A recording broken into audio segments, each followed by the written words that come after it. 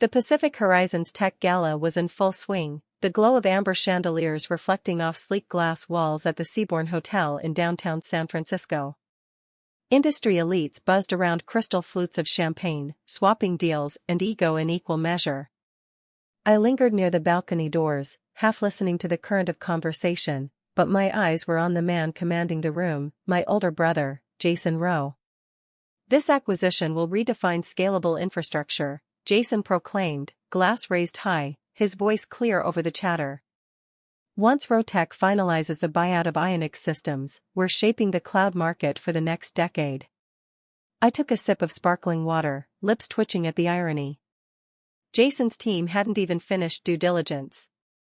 And in less than 12 hours, the entire deal would implode, thanks to a key clause buried in the fine print he hadn't even seen. "Evelyn," came my mother's voice, sharp as ever. "Don't loiter near the balcony. You look like the staff." I straightened my posture and stepped into the room's golden glow. I already knew how the evening would unfold. Jason would soak in praise, the rest of us would smile politely, and the usual passive digs would find their way to me. "Jason was just sharing news about the Ionix acquisition," Mom said with barely concealed glee. "Only 36 and already CTO. We always knew he'd do something great." "Unlike others," my father added, not bothering to hide the glance in my direction. At 64, Gregory Rowe still styled himself like the face of Rotech, though the tension in his jaw betrayed his nerves. Stock had dropped 14% last quarter, but admitting fault wasn't in his vocabulary. "Evelyn's still doing that, what is it again?" Jason asked, smirking. "Independent consulting?" "Cascade Analytics," I replied smoothly. "We build custom infrastructure and cybersecurity solutions for Fortune 500 clients." "Ah, right," he laughed. "Still working out of that little co-working space, huh?" He didn't know that the so-called co-working space was actually 5 secured floors in the Skyline Tower, leased under my holding company. Or that 3 of Rotech's senior developers had quietly joined me in the past year. But I didn't correct him, just like I hadn't for the last 3 years. "I just don't get why you walked away from Rotech," Mom said, her voice softer now but still laced with judgment. "You were on the VP track. 2 more years, easy." I smiled faintly, thinking of the documents sitting on my desk. The ones that confirmed I, not Jason, owned a 62% controlling interest in Ionix Systems. "Anyway," Dad cut in, "Jason's closing the deal tomorrow. It's going to change everything. Contracts get signed at 9 a.m. sharp," Jason added with a confident nod. If only he knew the name on the final page wasn't his. "Every outlet in the country will be covering it," he had boasted earlier. I glanced at my watch, a minimalist matte design I wore to deflect attention. Flash never impressed me. Power did. I could have bought out half the room and still had margin to invest. "I should get going," I said, keeping my tone light. Jason raised an eyebrow. "Big client finally sign on?" "Something like that." He chuckled, swirling his whiskey. "Don't let us distract you from your little venture. Some of us have billion-dollar empires to run." As I turned toward the exit, I caught my mother's stage whisper behind me. "She just runs some startup. It's honestly embarrassing." I walked past executives who smiled absently, unaware they were brushing shoulders with the elusive founder their firms had been chasing all year. Evelyn Rowe was the name my family knew. But in tech? I was known only as Evelyn Cross. And tomorrow, I'd own everything they thought was theirs. Outside, my driver opened the door of a modest black sedan, nothing like the electric Bentley SUV I usually rode in. That would have drawn too much attention. This car matched the illusion my family still clung to, Evelyn, the struggling founder, bootstrapping her way through the unforgiving world of tech. "Home, Miss Cross?" Thomas asked. "Not yet," I said, sliding in. "Office first. I need to finalize a few things for tomorrow." A notification lit up my phone. "Marcus, all systems go. Rotech board still has no idea. Let's make history." I smiled to myself, the adrenaline kicking in, matched only by the slow-burning satisfaction that came from knowing exactly what was about to happen. 3 years. That's how long I'd spent quietly building Cascade Analytics, a name that meant nothing to my family, but everything in the digital infrastructure world. Layers of shell companies shielded my identity. While Jason and my parents wrote me off as the sensitive one who couldn't handle pressure, I was quietly assembling one of the most advanced cybersecurity firms in the industry. Another ping. Family group chat, don't forget to tune in tomorrow at 9 a.m. Jason's big moment. Party popper. Rotech plus Ionix merger announcement. I leaned my head back against the seat, remembering that final board meeting before I left Rotech. Your projections are overly cautious, Jason had said, smirking. You're letting your personal disappointments cloud your judgment, my father had added. Let your brother lead, my mother said, in her favorite disappointed tone. So I did. I walked out of that boardroom and never looked back. I built everything from scratch, with vision, precision, and nothing handed to me. And tomorrow, while the world watched Rotech announce their $4 billion acquisition of Ionix Systems, they wouldn't realize they'd just handed controlling interest to the one person they had discounted entirely. Not a merger. A takeover. The company Jason swore was Rotech's future was worth less than half what they were paying, and that was being generous. My team had uncovered critical vulnerabilities hidden in Ionix's infrastructure, flaws that Rotech's own due diligence had completely overlooked. At my true office, not the co-working loft narrative I'd let my family believe, I stepped into the private corner suite spanning the entire top floor of Cascade Tower. Floor-to-ceiling windows looked out over the San Francisco skyline. This wasn't a startup in a basement. This was my empire. And no one saw it coming. Ms. Cross? Sarah, my executive assistant, appeared at the door, a matte black folder in hand. Final reports for the announcement. I opened the folder, scanning the final documents. The audit exposing Ionix's security holes. The real valuation, showing Rotech had overpaid by nearly 200%. And most gratifying of all, data revealing Jason's grand strategy was built on unstable code and faulty assumptions. Has the press release been queued? I asked. Ready to go live the moment you say the word, Sarah replied, then hesitated. Are you sure about this? They're your family. I stood and walked toward the window, eyes locked on the city below, the one where I built my future without anyone's backing, support, or belief. They stopped being my family, I said slowly, when I stopped being useful to them. Sarah lingered. Your brother's going to be ruined. Publicly. Yes, I replied flatly. But maybe that's the only way they'll understand. Success doesn't always look like the sun they put in a suit. My phone buzzed again. Marcus, board's locked in. 9 a.m. They have no clue what's coming. I opened my laptop and pulled up the statement I'd deliver tomorrow morning. The words were simple, powerful. Not as Evelyn Rowe, the overlooked daughter, but as Evelyn Cross, CEO and majority stakeholder of the company that had just outplayed every single one of them. Stock tickers blinked across my screen like pulse lines. Rotech was skating on the edge of desperation, hoping this shiny merger would distract from years of bloated budgets and stale innovation.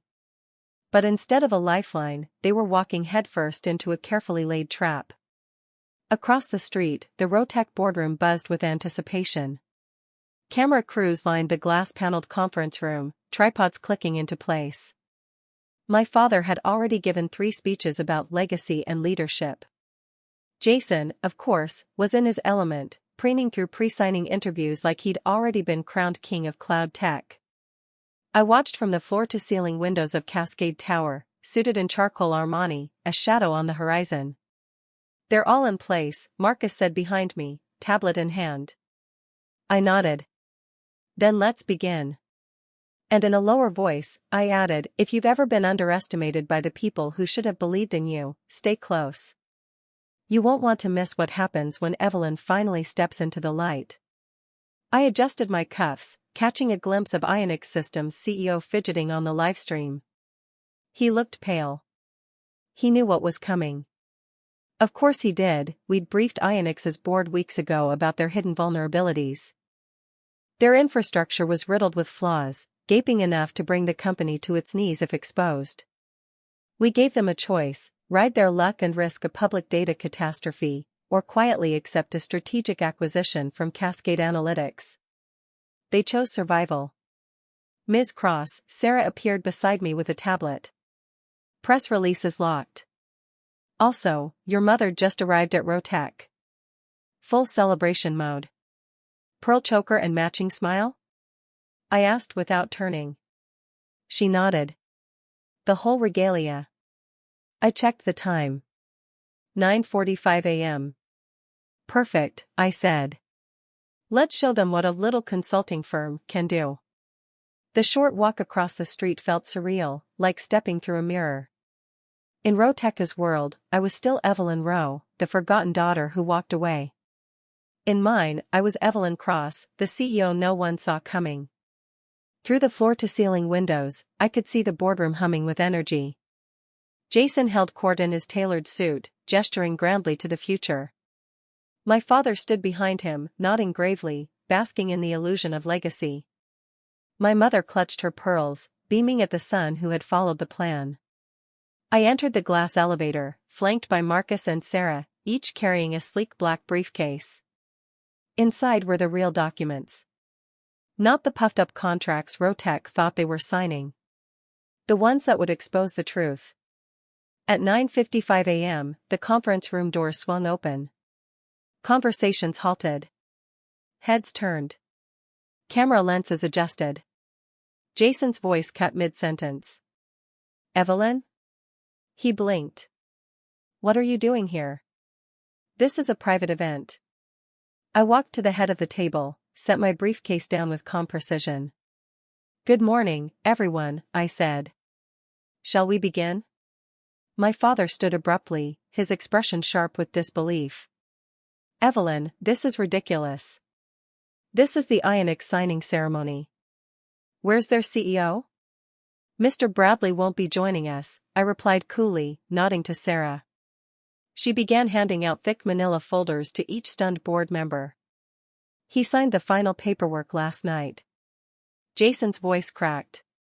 That's not possible. I have the merger agreement, right here. That contract, I said, is no longer valid. Gasps echoed as board members flipped open the folders. Ionix Systems, I said, has accepted a different offer. My father's fists clenched against the polished table. From who? Cascade Analytics, I said evenly. Or more specifically, me. Silence. Camera swiveled. Eyes widened. And just like that, I wasn't invisible anymore. This is insane, Jason finally choked out, his voice splintering beneath the weight of the cameras and silence. You run a small cybersecurity startup. There's no way you could afford. That small startup, I said, turning toward him, is currently valued at $12.4 billion. His mouth froze half open. Cascade Analytics is now the largest privately held cybersecurity firm in North America. I tapped the tablet in my hand. The massive digital screen on the boardroom wall flickered to life, flashing graphs, global expansion maps, and a portfolio of Fortune 100 clients and government contracts. While you were all mocking my little hobby, I continued, voice steady, I built something you never even bothered to see coming.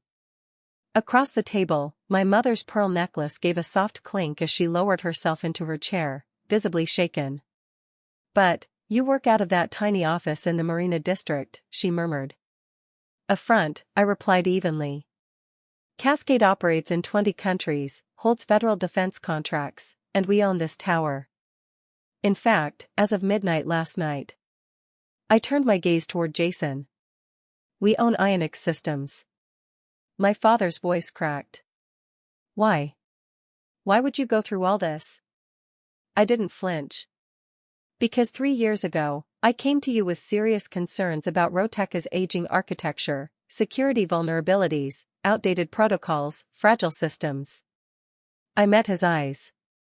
And you told me to leave the real business decisions to the people who understood them. So I did. I nodded at Sarah.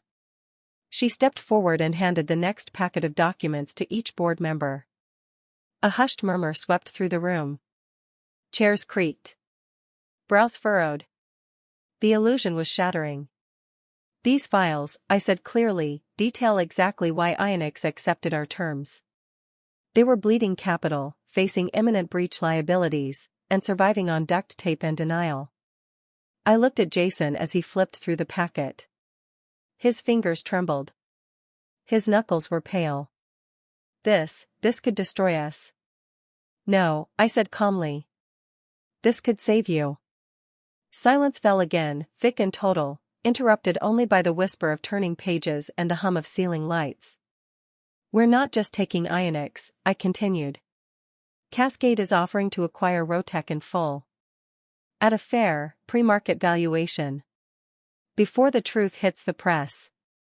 Board members straightened. Now they were listening, really listening. The numbers were in front of them, undeniable. Their loyalties, once cemented by blood and legacy, had begun to fracture under the weight of data. You can't do this, my father said, almost pleading. We're family. A dry laugh slipped from my throat. Were we family when you rejected every idea I ever brought to the table? When you dismissed my warnings and treated me like a secretary? When I was only useful for pouring drinks and keeping quiet? I stood slowly. The weight I'd carried for years lifted with each breath. You have 12 hours to respond. After that, we go public. Mom, Jason turned to her, desperation flashing in his eyes. Say something. But my mother was staring down at the financials in her lap, lips tight, jaw set. There was nothing to say. I took a moment to look around the room, the same boardroom where I'd once been told to leave the heavy thinking to the men. The same room where I had once shrunk into corners. And now? It was mine. Last night at the gala, I said, you called my work embarrassing. You've spent years belittling me, mistaking my quiet for weakness. I turned to the door, paused, and faced them one final time. Remember this moment. The daughter you dismissed as a failure? She now holds the future of your company in her hands. The next hour passed in a blur of paperwork, stunned silence, and legal verifications.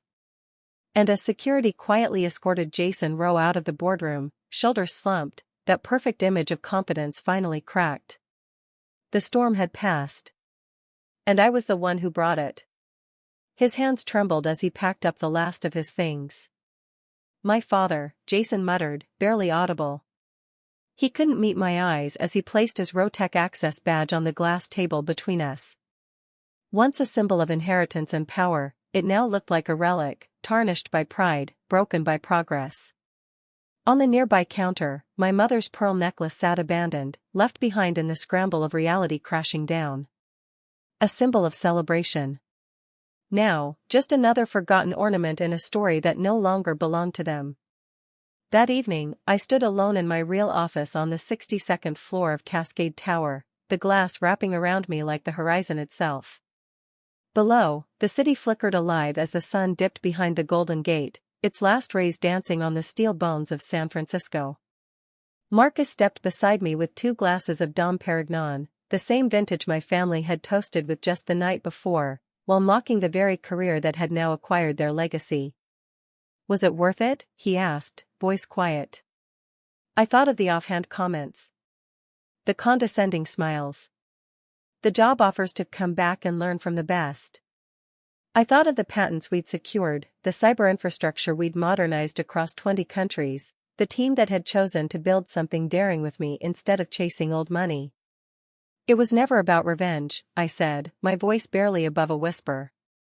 It was about building something real. Proving, to the world, and maybe to myself, that success doesn't have to come from legacy, or permission. The year that followed changed everything. Rotech, under Cascade's leadership, evolved into a forward-thinking powerhouse. Leaner. Smarter. Innovative. Jason found a position at a mid-tier consultancy, respectable, but unremarkable. A role that didn't carry his name or ego. As for my parents, the gloating stopped. No more high society galas. No more name-dropping slideshow tributes to their dynasty. Just silence. And me? I kept building. Not to prove them wrong anymore, but because I had finally found something they never could understand. True success isn't loud. It isn't status or family pride. It's not measured in gala speeches or magazine covers. It's building something that outlives you. Now, when people ask how I did it, I tell them the truth. Sometimes, the most powerful revenge is becoming so successful that by the time they notice, it's already too late to matter. For years, I was the one they dismissed. The girl with potential, the one who poured wine at board meetings and sat in the back. A footnote in someone else's empire. But I've learned that silence isn't weakness. Sometimes it's where the strongest builders do their best work. So if you've ever been overlooked, underestimated, or told your dream was too small, drop a comment below. Tell me your story. I want to hear it, because I've been there too. And if this story resonated, hit that subscribe button. Not for the drama. For the reminder that you don't need anyone's permission to rise. You don't have to follow their path to be worthy. You just have to believe in your own. Quiet. Bold. Unconventional. Enough. Let this be your reminder. You are not a failure just because they couldn't see your vision. Keep building. Keep growing. And one day, when they finally look up, let them realize the empire they ignored was yours all along. If you've made it this far, thank you. Truly. Not just for watching, but for listening, really listening, to what it means to be underestimated, dismissed, and quietly working while the world doubts you. I want to hear from you now. Have you ever been told you weren't enough? That your dream was too unrealistic? That your path didn't look successful enough? Drop a comment below and tell me your story. Tell me what you're building, what you've overcome, or even what you're still trying to figure out. No sugarcoating required, this is your space too. I read every single comment, because I know what it's like to feel invisible while putting your whole heart into something the world doesn't understand yet. And if this story lit even the smallest fire inside you, hit that subscribe button. Not for me, but for you. Let it be your reminder that you don't need validation to be valuable. You don't need approval to rise. What you're building matters, even if no one claps yet. Here's the advice I'd give, now that I've lived both sides of it, don't waste your energy trying to make them see your worth. Build it anyway. Stay focused. Stay sharp. And stay kind, even when you're underestimated. Especially then. Success isn't always loud. Sometimes, it grows in silence, behind the scenes, in places no one thought to look. But when it finally steps into the light, it doesn't just shine. It blinds. Keep going. And when they finally notice? Make sure it's too late to matter. I believe in you. Even if they don't. Now go build the thing they said you never could.